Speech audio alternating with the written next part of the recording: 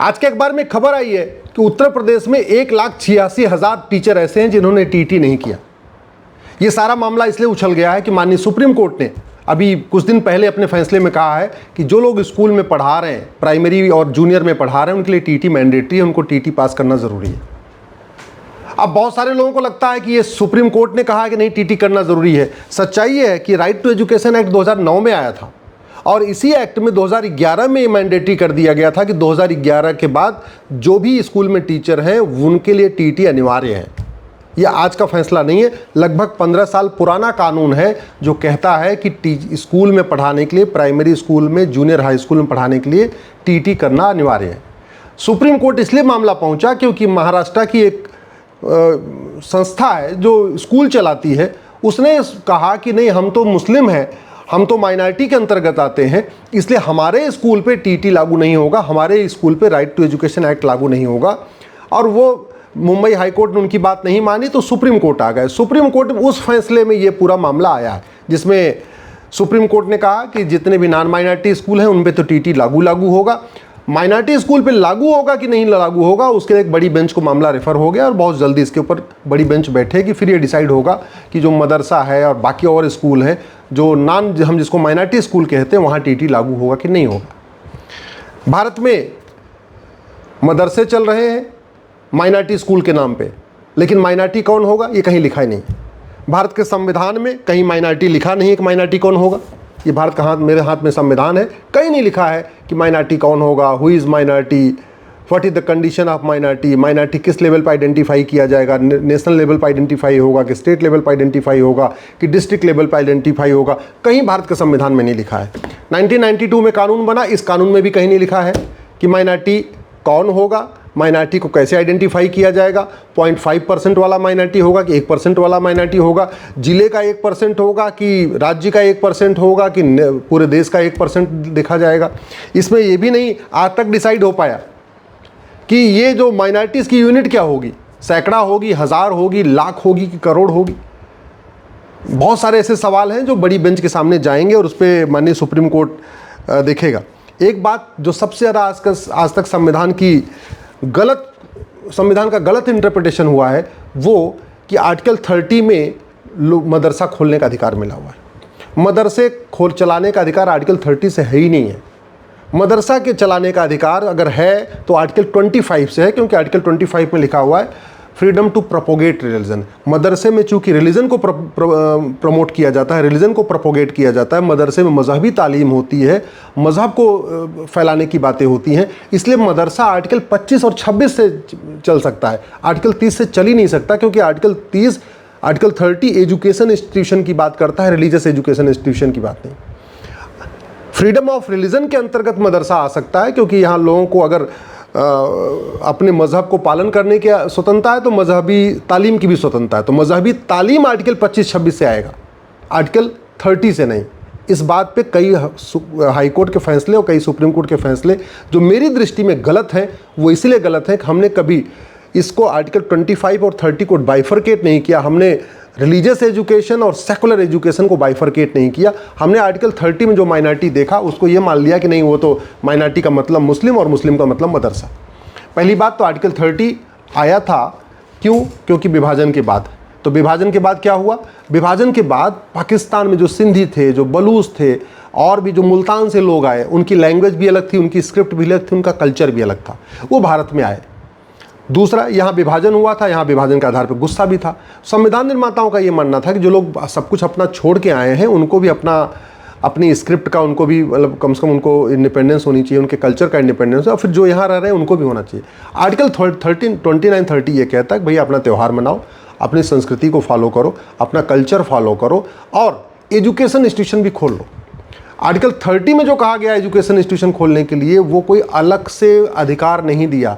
Article 19 में जो अधिकार सबको मिला हुआ था उसी अधिकार को रीटरेट कर दिया। उदाहरण के लिए मैं बताता हूँ, मान लीजिए 5 भाई हैं घर में और चारों भाई बिल्कुल संपन्न हैं, सब कुछ ठीक ठाक है, तो उनके लिए अलग से कुछ कहने की ज़रूरत नहीं। एक भाई मान लीजिए कमज़ोर है, वो लूला है, लंगड़ा है, अपंग है, अपाहिज है, तो अगर पिताजी कहते हैं काम करना भाई, छोटे वाले भाई को रोज़ 1 गिलास दूध दे देना, इसका मतलब तो पिताजी ने थोड़ी बोला कि नहीं 4 भाइयों को दूध ही मत देना।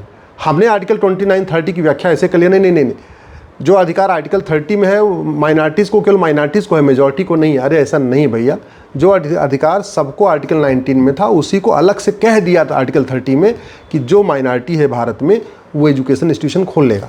लेकिन माइनॉरिटी कौन? माइनॉरिटी यहूदी तो हो सकता है, 1 लाख के आसपास है, बहाई हो सकते हैं 1 लाख के आसपास है, पारसी हो सकते हैं 1 लाख 10 लाख से कम वो भी हैं, जो सिंधी आए हैं सिंध से वो भी माइनॉरिटी हो सकते हैं क्योंकि उनकी भाषा भी अलग है, वो अलग उनका कस्टम भी है, अलग उनके त्यौहार भी हैं। जिसकी संख्या करोड़ों में है वो माइनॉरिटी कैसे हो सकता है? जो हज़ारों की संख्या में पार्षद चुन रहा है, जो हज़ारों की संख्या में प्रधान चुन रहा है, जो 150 लोकसभा सीटों पे डिसाइड करता है सांसद कौन बनेगा, बहुत सारी विधानसभा क्षेत्रों में डिसाइड करता है विधायक कौन बनेगा, वो कम्युनिटी माइनॉरिटी कैसे हो सकती है? माइनॉरिटी उसको कहते हैं जो कुछ 100 हो, या चलो देश बड़ा है तो कुछ हज़ार हो, या भारत चलो बड़ा है तो मान लेते हैं भाई कुछ लाख हो, लेकिन उसको थोड़ी कह सकते हैं जो कुछ करोड़ हो। 1 करोड़ और 2 करोड़ लोगों को माइनॉरिटी नहीं कह सकते। माइनॉरिटी की यूनिट करोड़ नहीं होती है। तो सबसे पहले इसको हमें समझने की ज़रूरत है। इसलिए मेरा मानना है कि टीटी सब पे लागू हो, इसका समाधान ये है कि पहले सबसे पहले माइनॉरिटी को डिफाइन कर दिया जाए। सबसे पहले क्रिस्टल क्लियर एक डेफिनेशन बन जाए कि भारत में वो समुदाय माइनॉरिटी कहलाएगा जो 1 लाख से कम होगा या 1% से कम होगा। अब ये भी देखना पड़ेगा कि इसको स्टेट लेवल पे देखना है कि नेशनल लेवल पे देखना है, लेकिन जो भी करना है इसकी एक परिभाषा बननी चाहिए, क्योंकि बहुत हो गया। माइनॉरिटी फेयर मिनिस्ट्री चल रही है, माइनॉरिटी कमीशन चल रहा है, माइनॉरिटी के आधार पे लोन जा रहा है, माइनॉरिटी के नाम पे वजीफा चल रहा है, माइनॉरिटी के नाम पे वक्फ बोर्ड बन गया, माइनॉरिटी के नाम पे वक्फ ट्रिब्यूनल बन गया, माइनॉरिटी के नाम पे फ्री मनाज जा रहा है, माइनॉरिटी के नाम पे मकान जा रहा है, सब कुछ हो रहा है। लेकिन माइनॉरिटी कौन है आज तक डिफाइन नहीं किया। इसलिए सबसे पहली आवश्यकता है कि माइनॉरिटी को डिफाइन कर दिया जाए। दूसरा ये भी क्लियर कर दिया जाए कि जो भारत के संविधान में आर्टिकल 30 में एजुकेशन इंस्टीट्यूशन लिखा है उसको क्लियर कर दिया जाए कि भैया ये सेकुलर एजुकेशन की बात हो रही है। अगर आपको शुद्ध रूप से रिलीजियस एजुकेशन देना है तो आर्टिकल 25-30 के अंतर्गत आपको अधिकार 25 और 26 में अधिकार मिला हुआ है। ठीक है, अपनी मजहबी तालीम दो, अपने मजहब को प्रोपोगेट करने के लिए आप अपना मदरसा चला लो, लेकिन ये आर्टिकल 30 में नहीं आएगा। आर्टिकल 30 के अंतर्गत जो इस एजुकेशन इंस्टीट्यूशन है वो सेकुलर एजुकेशन इंस्टीट्यूशन की बात है। अब कोई अगर चालाकी करे कि नहीं हम एक काम करेंगे, हम उसी स्कूल में मदरसा भी चलाएंगे और उसी स्कूल में हम जो है सेकुलर एजुकेशन भी देंगे, physics chemistry math zoology botany पढ़ाएंगे, तब तो वो राइट टू एजुकेशन के दायरे में आएगा। जहाँ थोड़ा भी सेकुलर एजुकेशन हुई, फिजिक्स पढ़ाई गई, केमिस्ट्री पढ़ाई गई, जूलॉजी बॉटनी पढ़ाई गई, वहाँ वो स्कूल राइट टू एजुकेशन के दायरे में ही आएगा। फिर आप ये नहीं कह सकते हमको टीईटी से छूट चाहिए, हमको राइट टू एजुकेशन से छूट चाहिए ना, ये नहीं चल सकता। हम लोग इसको सुप्रीम कोर्ट में इस मैटर को उठाने वाले हैं, इस मुद्दे पर हम बहस करने वाले हैं।